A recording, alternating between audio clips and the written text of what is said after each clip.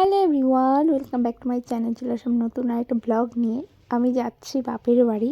তো আগের দিন রাত্রেই আমি ব্যাগ প্যাকিং করে রেখেছি।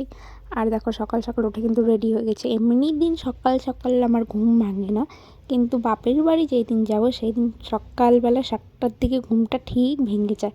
কারণ বাপের বাড়ি যাব বলে কথা, ঘুম তো ভাঙবেই, তাই না? বাসে তো উঠে গেছি, প্রায় বাগডোগরা কাছাকাছি। আর ওই দেখো একটা প্লেন উড়ে যাচ্ছে, তো আমি ছোট্ট একটা ভিডিও করে নিয়েছি। তারপর বাস থেকে নেমে টোটোতে উঠে পড়লাম, কারণ বাড়ির সামনে চলে এসেছি। ও আর তোমাদের তো একটা কথা বলাই হয়নি, আমি কিন্তু না জানিয়ে এসেছি, মানে আমার মাকে সারপ্রাইজ দিব বলে আমি এসেছি না জানিয়ে।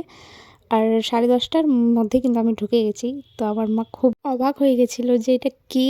আমার রিয়াকশনটা দেখলেই তোমরা বুঝতে পারবে। আর একটু পরেই আমার বাড়ির গলি এটা। আর আমার মুখের হাসিটা দেখছো তো, একদম দারুণ। কিন্তু আমার ছোট জামাইবাবু বাড়িতেই ছিল, তো আমার জামাইবাবু দেখেও আমাকে অবাক হয়ে গেছে, বলে কি এটা। মানে দারুণ, আমার খুব ভালো লাগছে এরকম সারপ্রাইজ দিয়ে এসেছি বাড়িতে।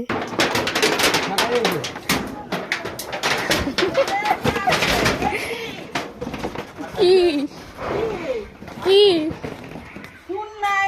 আসার পর আলাদা একটা ফিলিংস হচ্ছে। কি ফিলিংস হচ্ছে বুঝাইতে পারবো না, সেই ভালো লাগতেছে আমার বাড়িতে। একটু পরে যাবো আমার দিদি বাড়ি, দিদিকে সারপ্রাইজ দিব। আমার মা তো সেই সারপ্রাইজ পাই গেল সকাল সকাল একটা, কাউকে না জানিয়ে হঠাৎ করে চলে আসছি আমি বাড়ি। দারুণ মজা, সত্যি সেই ভালো লাগতেছে বাড়িতে এসে। অনেক দিন পর আসলাম, সেই পুজোর সময় আসছিলাম, আর একটু এখন আসলাম, আজকে আসলাম। খুব ভালো লাগছে আমার, কি করে বুঝাবো জানি না।